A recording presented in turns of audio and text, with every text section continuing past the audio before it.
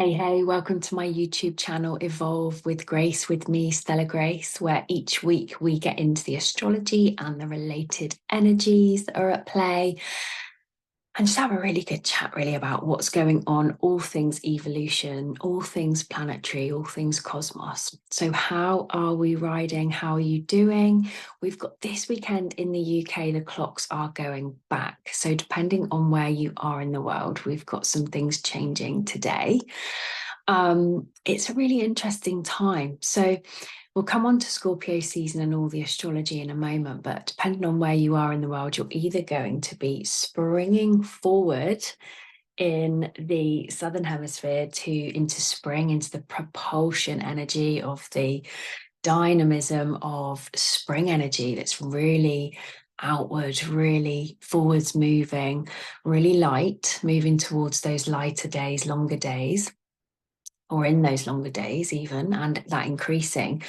Or like us here in the UK at the moment, in the Northern Hemisphere, you are falling back into fall and autumn.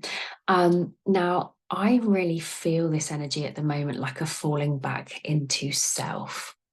So I don't know how you're riding it, because getting darker each day here, I've been aware of this kind of hibernation energy settling in for the last good couple to 4 weeks, really, as our seasons have changed. And yeah, it's definitely a real slowing down for me. So I'd love to know how you're riding, how the daylight savings affect you, and how you're feeling the energies generally. I find this weekend's quite significant actually for that reason. So with the falling back into self, it really links into Scorpio season as well. So Scorpio season, so the sun has been in Scorpio for the last couple of days. So we've just gone into a new solar month as a collective life force energy in Scorpio season. So what that means is we know it's Scorpio season when it's deep transformation, it's deep, intense inner work, it's shadow work, it's a deep uniting, ideally, with our shadow aspects, but that comes really through looking at our transformational processes, looking at what's dying in our lives, in ourselves, more so, actually, what's dying, what old ego deaths might you be going through at the moment for the purpose of renewal. So with Scorpio, we've got these huge, deep, intense death and rebirth processes. The Scorpio is the only sign of the zodiac that affords two zodiac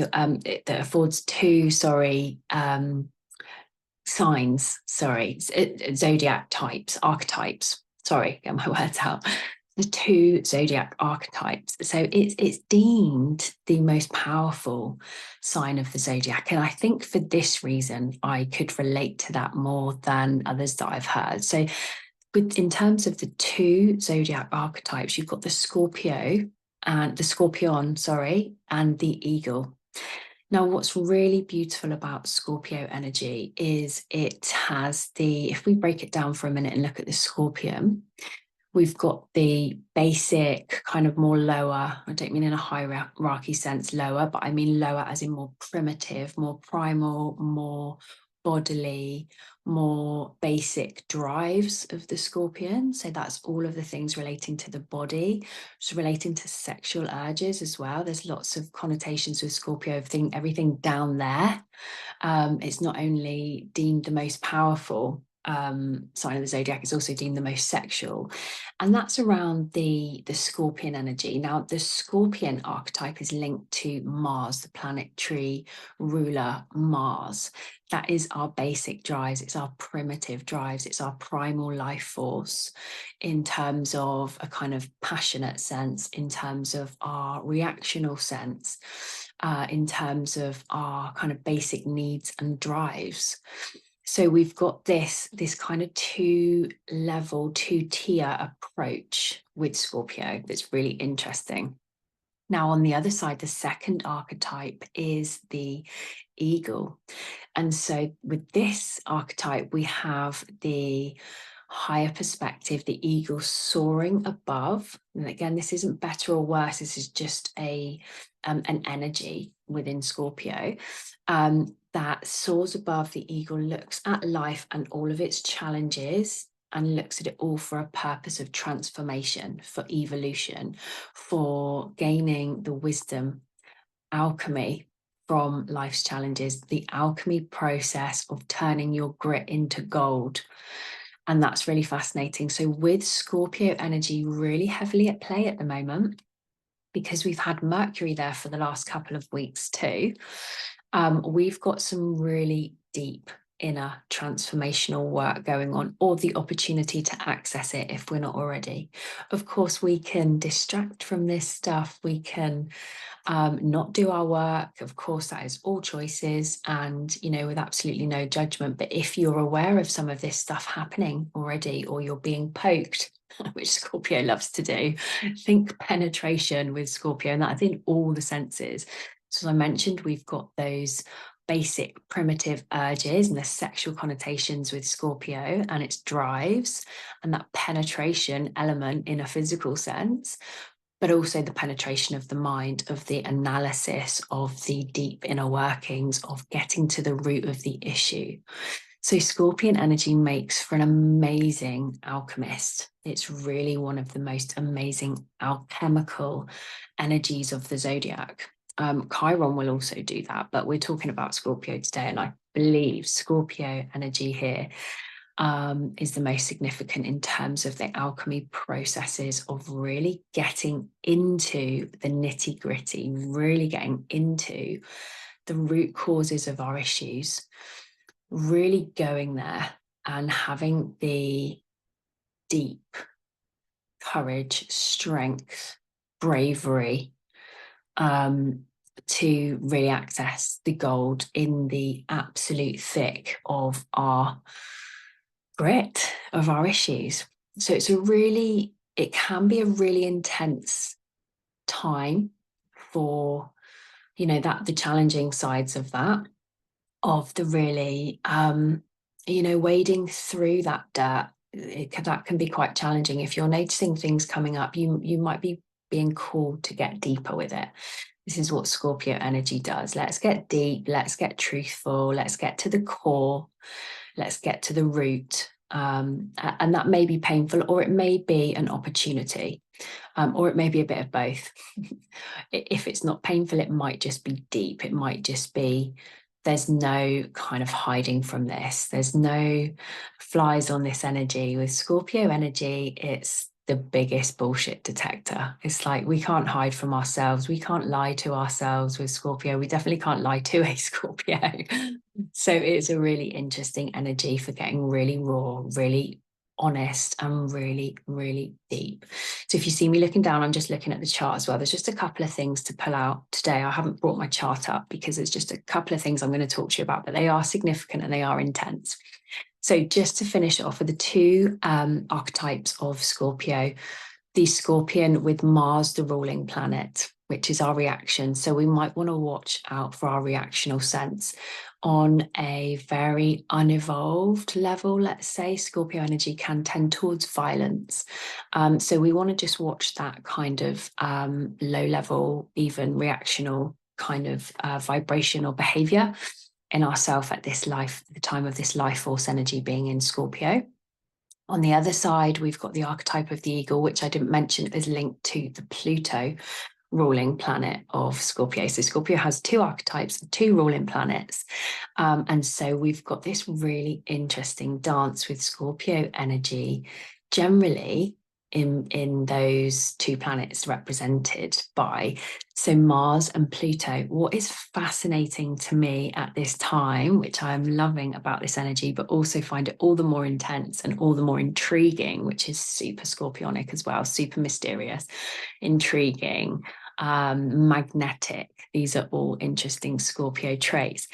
And what's really magnetic to me in the chart at the moment is the fact that Mars and Pluto, Scorpio's ruling planets, are activated in the sky at this time as the sun has gone into Scorpio. So Pluto is in Capricorn, in the final degree of Capricorn. We're going to talk about why that's significant in a minute. And Mars is opposite, 3 degrees apart, so quite close to Mars and Pluto together, making quite a close opposition, therefore meaning they are opposite each other and therefore activating some synergy. So the opposition is always about balance, it's about relationship, it's about looking at differences and similarities. Now, Mars and Pluto being Scorpio's ruling planets generally is a scorpionic thing, but the fact that they are both activated as an opposition, which is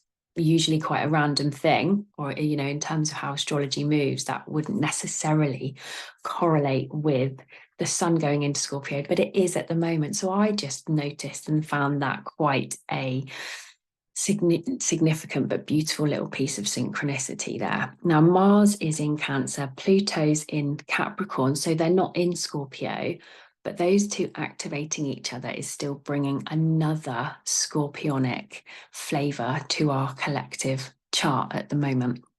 So really interesting stuff. Before I move on to Pluto, because I want to talk about him, he is really active at the moment in a really significant way, not just through Scorpio energy, but we're going to talk about why in a minute. He's very much a key player at this time for the next couple of weeks, particularly. But let's just touch a bit more on Scorpio season. So Scorpio season generally is a really interesting time for not only doing that deep transformational work, as I said, but uniting our shadow sides. Now, people talk about shadow work, shadow sides all the time. I think it gets bandied around quite a lot. It's with good reason, I believe. I think our shadow work is super important, but it sometimes can be banded around so much. I kind of wonder if we lose a little bit of this sense of what it actually means or the actual benefit and value of it. So in my mind, what's really effective and valuable for shadow work is looking at the sides of us that are not dark, as in negative or demonized, potentially, but not necessarily looking at those it being as a negative. So our light and our dark, we only want to be the light. That's not what shadow work is. Shadow work to me is really getting to the grips of self-acceptance, of really valuing and expressing and feeling into the parts of self that we don't normally either want to look at or feel comfortable being in or enjoy spending time in. So I'll give you a personal example. So lately I've been kind of really feeling this hibernation energy, as I mentioned, really kind of feeling like a slowing down, which isn't my natural state. I'm all about the eternal sunshine. I'm a summer baby through and through, Cancerian, loving midsummer. It's my favorite time of year. Here in the UK, midsummer or midsummer anywhere. And so I personally find one of my shadows is a slowing down energy, is needing to rest, needing to recharge, because my natural state would just keep going and going if my body would let me. So one of my shadow aspects that I really am being called and have been being called to get in touch with over the last month, really, but a couple of weeks increasingly, is this need to rest, this need to recharge, this need to slow down, wind down, and bring it back into self a bit ahead with the winter months ahead. Now, that's been quite a seasonal thing for me with autumn, but I've really noticed the significance of that in my kind of personality generally. So I'm sharing that with you because that's just one aspect of one of my more shadow sides, or more suppressed sides, or more inner states that I'm less comfortable in, that I'm less keen to kind of spend time in and enjoy and nurture and embrace, which I've been trying to do. It's been going okay. There may be other, you may be able to relate to this in terms of, I think the needing to rest one will actually resonate with quite a lot of people, but also things like, looking at the parts of ourselves that we don't enjoy or don't like as much. Looking at ways how we possibly communicate, looking at ways of how we need to do our self-care, and honouring those, looking at ways that we relate to others, looking at ways that we might want to consider how we how we work, how we live, how we rest, how any of it, all of it is up for renewal at this time, or is up for an opportunity with renewal with this Scorpio season energy and Mercury there too. So it has the beauty to be really deeply transformational. It has the beauty to give us some death and rebirth process. So look at what versions of yourself, old versions of self, parts of yourself, or inner workings, inner issues that are up for dying, that are old and ready to be shedded, ready to be let go of, like the autumn leaves coming off the trees. Where do we want to let go? Nature shows us how to do that really easily and beautifully if we surrender to it. So what old parts are ready to release? What old versions of self are no longer current, are no longer serving you, are no longer in alignment with who you are becoming? And my view is we're always evolving, we're always renewing if we kind of take that opportunity. And if we want to, really. If we want to do this really consciously, often, if not, the universe may jog our hand by providing us with opportunities if we're not doing it consciously. And sometimes, as well as, of course, we're not in as much control as we might think. Now, control's a really Scorpionic word as well, like relinquishing control, because Scorpio wants to control. It wants to hang on. It's got those pincers. Think of the scorpion, big pincers. As well as that penetrating sting, we've got the big pincers that are very strong. And so they show us really the opportunity, if we think about the difference between the scorpion and the eagle, they show us what we might be hanging on to too tightly. They show us what we might be bringing so much desire to control to. What areas are you trying to hang on to trying to control that might not be in your control, or may do you some service to relinquish control of? So those are some really interesting Scorpionic themes. And I think the other beauty, as I mentioned, just to reiterate, is the real beauty of uniting all the parts of self. So the things we less enjoy, or things that are less expressed even sometimes. That's another, to me, really useful aspect of shadow work. The thinking about the less expressed sides of self, the things that we just might not like to show to the world as much. Now, I'm not saying this means this is a really good time to have to be super vulnerable and put everything out there. It's not that. It's not necessarily that. But it's how can these processes serve you to illuminate your own death, rebirth processes, your own transformational processes at this time. And the suggestion here is that Scorpio energy really helps us to, in this beautiful cycle of deep inner work, really by uniting all the parts of self. This is what this time is about. I mean, this slowing down of the seasons, this kind of getting darker. We're going towards Halloween, which I'm going to talk about next week, Samhain. And we've got this darker time, but it doesn't mean dark in necessarily like a negative or a bad sense. It's about embracing our dark for a more integrative approach to our well-being. The opportunity here is, by uniting the shadow parts of self, we have a real opportunity to feel more truly whole, to integrate more true holistic wellness by accessing and accepting all parts of self. I think that's really, really stunning. I think that's a really beautiful aspect of this Scorpionic energy. So I wish you all the best in accessing your deep inner transformational work and uniting parts of self, getting to the root.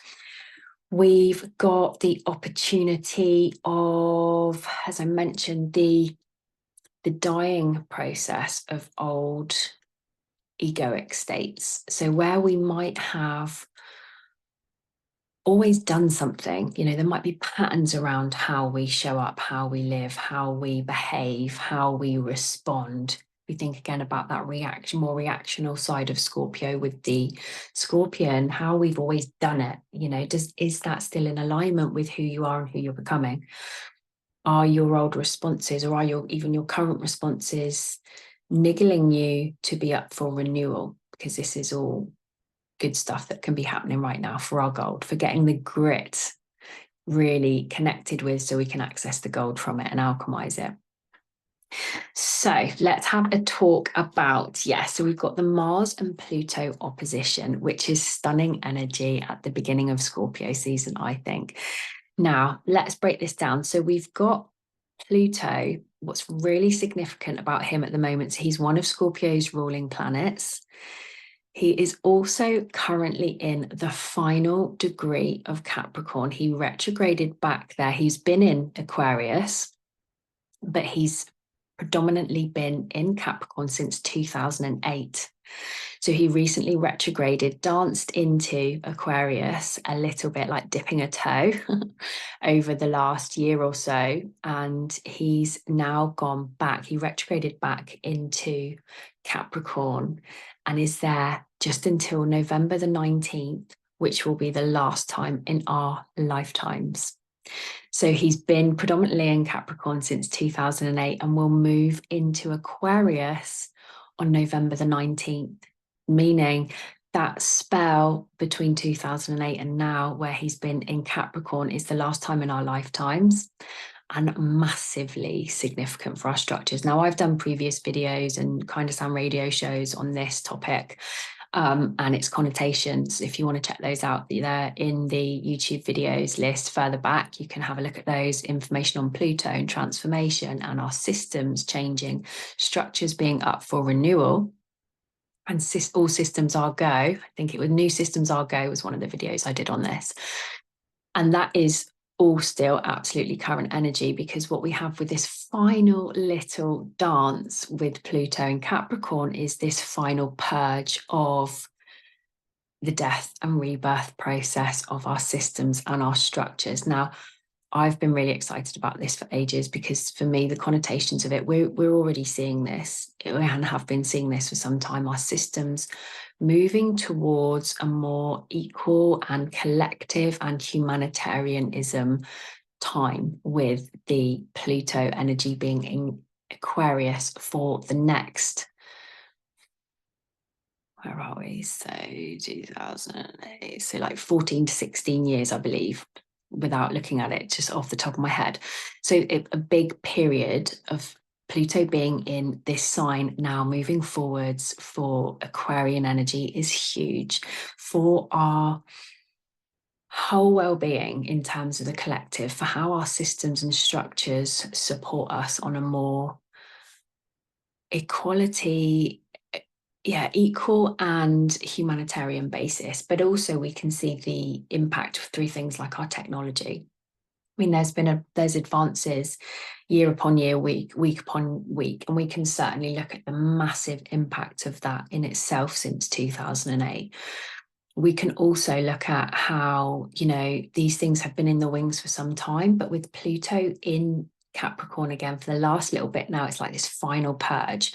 So it's really interesting. If you can think of, I'm not going to go into sort of world events in this video. I'm not going to kind of go off and digress into that energy. But if you can think of the recent kind of changes to structures and systems, because those are all Capricorn themes. And wherever Pluto touches, as we said, there's transformation, there's death and rebirth. So death and rebirth processes, transformation touching our structures, systems, rules, law and order, all Capricorn themes. So have a think on how you feel that is affecting the structures and systems around you. I'm not going to tell you actually how I think it is. I'm going to invite you to have a look, because that's real getting into, personal values. But what I love about this energy is it gives, to be honest, it gives me hope. And this is something else I talk about around the structures and systems are changing, are shifting, are collapsing, have been for some time with Pluto's help and with other things. And we've got this real opportunity towards a more equal and collective energy of our systems and structures. So that for me is really exciting and very impactful, given that it's in the same time activated as Scorpio season is beginning. Now, Scorpio season, as I mentioned, is the sun underway for the last couple of days, but we've had Mercury there for a couple of weeks. So with Mercury there and the sun in Scorpio, we've also got access to our inner workings. Now, this is really supportive for those deep dives that you might want to do with our inner transformational work that I've touched on already. Mercury gives us the ability to think deeply, to think with intensity on our issue. So again, it's going to be the bullshit detector, but it's also going to be the psychoanalysis. It's also going to be the psychotherapist. It's really going to support us to get into the nitty-gritty. So use that energy as well. Now, as I mentioned, going back to Pluto for a minute, being opposite Mars, Mars is in Cancer, but it's activated. And again, as one of Scorpio's ruling planets, that's interesting because we have this heightened energy around, in this case, emotion, because Mars is in Cancer. So big energies, big opportunities for transformation, for evolution, for death and rebirth. How will you be spending them? I'd love to hear about some of your examples if you're happy to share.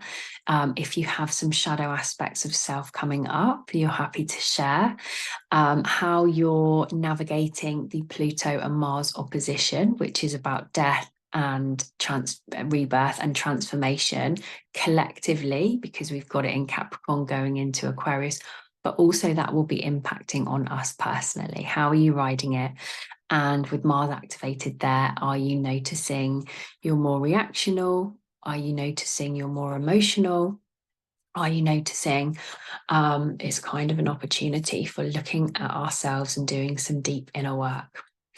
It's been a wonder to talk to you today. It's been a delight. I love having these conversations. If you would like to follow me on socials, I'm over on Instagram as evolve with _grace_. I'm over on Facebook as Stella Grace Holistics. And you can access my newsletter and subscribe at www.stellagrace.me. You can also access some Evolve with Grace memberships there as well that ensure our self-care happens by accessing monthly treatments or readings, even at a distance if you're somewhere else, or with me in person if you're local to Torbay in the UK. And they also include lots of exclusive member benefits. So it really ensures self-care happens. It ensures that we get our self-care scheduled in the diary. And I'm really passionate about the bonuses that I'm offering, especially for members as well. So I look forward to seeing you soon. We'll be talking about Samhain or Halloween next week, and enjoy this weekend of daylight savings changes and what that means for our energy. By connecting into how it affects you. Sending much love.